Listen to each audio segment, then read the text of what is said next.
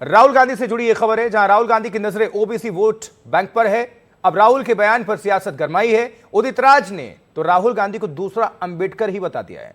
केंद्रीय मंत्री शिवराज सिंह चौहान ने भी राहुल पर हमला बोला है। शिवराज सिंह चौहान ने कहा है कि माफी मांगना राहुल गांधी के भाग्य में है। बीजेपी नेता शहजाद पुरावाला ने कहा कि कांग्रेस पार्टी ने अंबेडकर का अपमान किया है।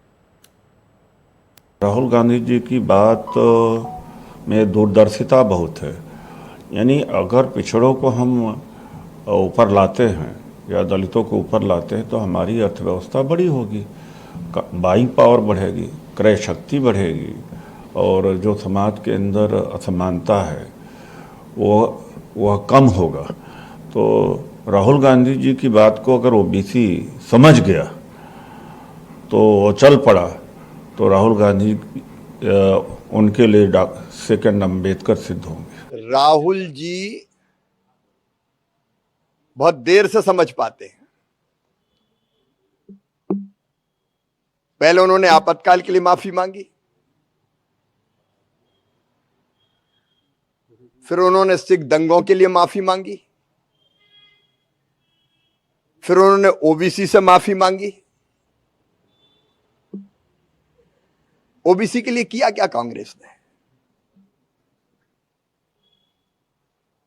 कांग्रेस बताए कि मंडल आयोग की रिपोर्ट को ठंडे बस्ते में किसने डाला था। ओबीसी के कल्याण के हर संभव कदम को कुचलने का काम कांग्रेस ने किया और बाद में माफी मांगते हैं। राफेल के एक मामले में भी माफी मांगी और अभी जो राहुल गांधी कर रहे हैं उसके लिए 10 साल बाद फिर माफी मांगेंगे। वो ठीक कभी करते ही नहीं है और 10 साल बाद माफी मांगते हैं। अंबेडकर जी का अपमान, दलितों का अपमान, यही बन चुकी है कांग्रेस पार्टी की पहचान। कांग्रेस पार्टी के उदित राज कहते हैं कि राहुल गांधी दूसरे अंबेडकर साबित होंगे। अरे भाई, पहले और ओरिजिनल और एक ही अंबेडकर जो इस देश में है, संविधान निर्माता, उनको अपमानित करने का काम किसने किया? और गजब की बात है कि परिवारजनों ने, पूर्वजों ने अंबेडकर जी का विरोध किया, चुनाव हराया। अब बनना है दूसरा अंबेडकर, दूसरा नेहरू नहीं बनना, दूसरा इंदिरा नहीं बननी। तो इसका मतलब साफ है कि नेहरू और इंदिरा गलत पथ पर थे। आज ये खुद परिवार स्वीकार रहा है। ये इनके तर्क है, ये इनकी परिवार भक्ति में अंबेडकर जी के और एससी समाज के अपमान करने की कोई भी जो चांस है उसको नहीं छोड़ते।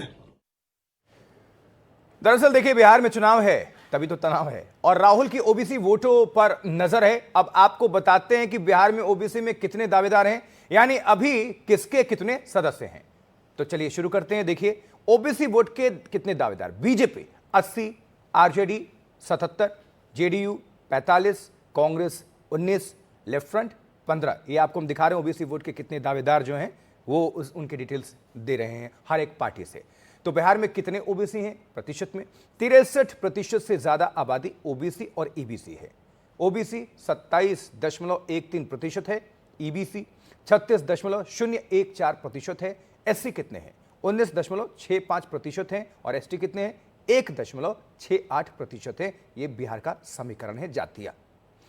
कांग्रेस नेहरू, इंदिरा और राजीव के समय में ओबीसी आरक्षण का विरोधी थी, लेकिन आज राहुल गांधी ओबीसी राजनीति के चैंपियन बने हुए हैं या उनकी पार्टी उनको बना रही है। आखिर कांग्रेस के इस ओबीसी राजनीति का भविष्य क्या है, यह समझने के लिए एक स्पेशल रिपोर्ट हमने तैयार की है आप सभी दर्शकों के लिए। देखिए।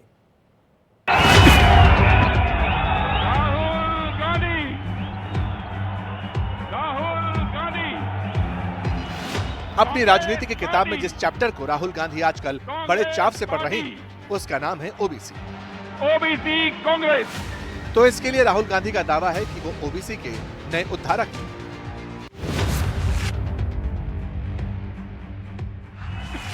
लेकिन 11 साल से सत्ता के लिए संघर्ष करते राहुल गांधी की नजरें ओबीसी वोट पर गड़ी हैं, जिनकी आबादी करीब 54% आंकी जाती है।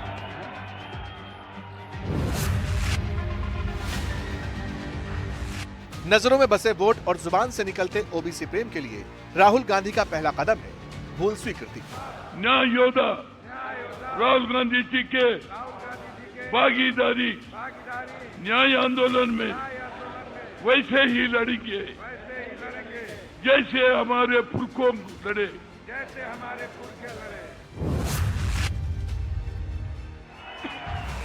क्या है राहुल गांधी की भूल, पहले उनकी ही जुबानी सुन लीजिए। 10 साल पहले, 15 साल पहले जो दलितों के सामने कठिनाइयां थी वो मुझे अच्छी तरह समझ आ गई। वो शायद वो ज्यादा आसान है समझना, वो क्लियर है। मगर ओबीसी की जो इश्यूज हैं, जो मुश्किलें हैं, वो छुपी रहती हैं, आसानी से नहीं दिखती हैं।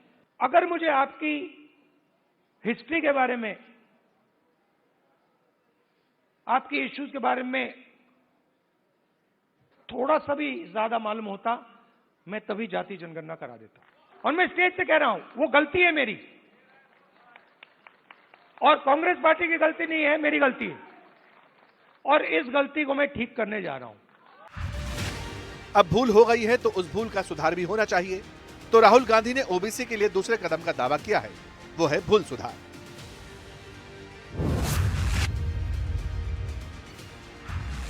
ओबीसी के लिए अपनी गलती मानने वाले राहुल गांधी का भूल सुधार है जातिगत जनगणना। एक प्रकार से अच्छा हुआ। मैं सोच रहा था कि ठीक है भाई, गलती हो गई, तो अच्छा क्या है मैं आपको बताऊं कि अगर उस समय जाति जनगणना करवा दिया होता तो जैसा मैं अब जाति जनगणना कराऊंगा वैसा नहीं होता। राहुल गांधी ओबीसी का कायाकल्प जाति जनगणना के माध्यम से करना चाहते हैं। यह काम अब तक नहीं हुआ। जबकि 1951 में जब जनगणना हुई थी तो कांग्रेस की सरकार थी और राहुल गांधी के परनाना जवाहरलाल नेहरू प्रधानमंत्री। 1961 की जनगणना के वक्त भी नेहरू ही प्रधानमंत्री थे। 1971 की जनगणना के समय राहुल गांधी की दादी इंदिरा गांधी प्राइम मिनिस्टर थी। 1981 की जनगणना के वक्त भी इंदिरा गांधी ही पीएम की कुर्सी पर थी। सन 1991 में जनगणना के समय कांग्रेस के ही पीवी नरसिम्हा राव प्रधानमंत्री थे। और साल 2011 में जब जनगणना हुई तो भी कांग्रेस के ही मनमोहन सिंह प्रधानमंत्री थे। तब जाति जनगणना हुई लेकिन रिपोर्ट जारी नहीं हुई। तो आजाद हिंदुस्तान में जितनी बार जनगणना हुई उसमें साल 2001 को छोड़कर बाकी समय कांग्रेस की ही सरकारें थी। तो सवाल है कि उस वक्त कांग्रेस को ये सद्बुद्धि क्यों नहीं आई? इस सवाल का जवाब तो राहुल गांधी के पास नहीं, लेकिन उनकी एक मजबूत धारणा यह है कि ओबीसी की दुर्दशा के लिए बीजेपी और आरएसएस दोषी है। ये राहुल गांधी का तीसरा कदम है, आरएसएस बीजेपी के खिलाफ ओबीसी को खड़ा करने की कोशिश।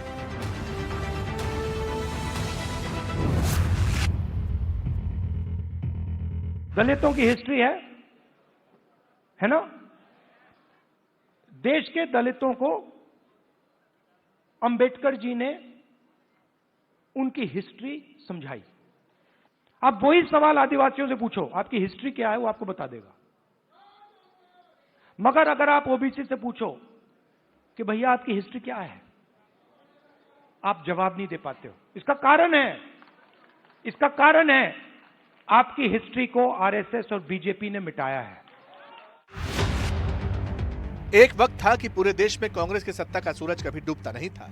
एक वक्त था जब कांग्रेस को 400 पार सीटें मिली थी और राहुल गांधी के पिता राजीव गांधी देश के प्रधानमंत्री बने थे। लेकिन एक वक्त यह भी आया कि 400 पार वाली कांग्रेस 44 पर सिमट गई। 11 साल बाद भी वो 99 के फिर में फंसी है। इसी 99 के आंकड़े को 272 तक पहुंचाने के लिए राहुल गांधी को लगता है कि ओबीसी काट तो रुपका इक्का साबित हो, और इसीलिए वो ओबीसी का दिल जीतने के लिए जो चौथा कदम है वो उठा रहे हैं, वो है असंतोष भड़काना।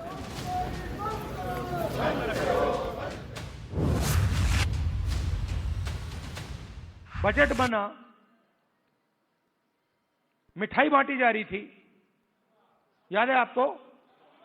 हलवा बांटा जा रहा था। 11 लोग थे वहां पे, 90% आप लोग हो, 50-55% ओबीसी, 15% दलित,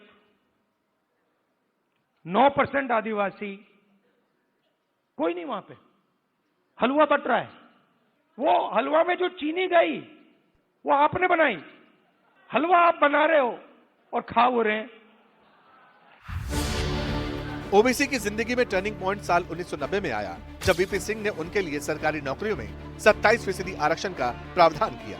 उस फैसले के खिलाफ सड़कों पर छात्रों का हंगामा और विरोध प्रदर्शन हुआ। उस वक्त 20 साल के राहुल गांधी के पिता राजीव गांधी ने संसद में ओबीसी को आरक्षण दिए जाने का विरोध किया था। अगर इसकी पूरी क्रोनोलॉजी देखें तो जवाहरलाल नेहरू की सरकार के पास ओबीसी की बेहतरी के लिए आए कालेलकर कमेटी की सिफारिशों को लागू करने का मौका था, लेकिन उन्होंने नहीं किया। इंदिरा गांधी और राजीव गांधी के पास भी मंडल आयोग की सिफारिशों की फाइल पड़ी हुई थी, लेकिन दोनों ने इसे ठंडे बस्ते में ही रखा। और खुद कुछ साल पहले तक राहुल गांधी भी जनेऊधारी ब्राह्मण बनकर मंदिर मंदिर घूम रहे थे। उस वक्त उनको ओबीसी का ख्याल नहीं था।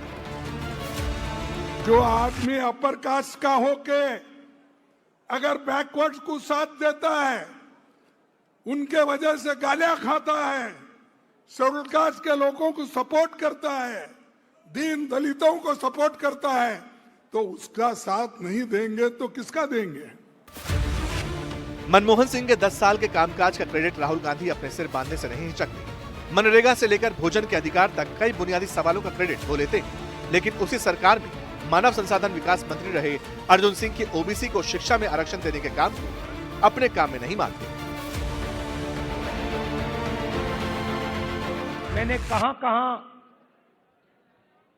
सही काम किया और कहां कमी रही, तो 2-3 बड़ी इश्यूज दिखती हैं मुझे। जमीन अधिग्रहण बिल किया, मनरेगा किया, भोजन का अधिकार किया, ट्राइबल बिल, न्यामगिरी की लड़ाई लड़ी। अपने आप के बारे में सोचूं तो मैं कहता हूं ये काम मैंने सही किया। जहां तक मैंने, चाहे वो आदिवासियों की बात हो, दलितों की बात हो, माइनॉरिटीज की बात हो, वहां पे मुझे लगता है कि मुझे अच्छे नंबर मिलने चाहिए। महिलाओं के इश्यूज पर मुझे सही नंबर मिलने चाहिए। अब संभव है कि पिछड़ी जातियों में आई चेतना और वोट की ताकत के कारण राहुल गांधी का हृदय परिवर्तन हुआ। बीजेपी कहती है कि सब दिखावा। श्री राहुल गांधी जी को यह बात तब याद आई है जब वो सत्ता से बेदखल हो गए। एक पिछड़ी जाति का, एक गरीब माँ बाप का बेटा देश का प्रधानमंत्री बन गया है। ये जब तक सत्ता से बेदखल रहेंगे, इसी तरह से बेचैन रहेंगे। अम्बेडकर ने जो पिछड़ों और एससी को आरक्षण का अधिकार दिया था, उस इबारते बाबा साहब अम्बेडकर को इस मुखौटे की आड़ में ये इमारतें शरिया में तब्दील करना चाह रहे हैं।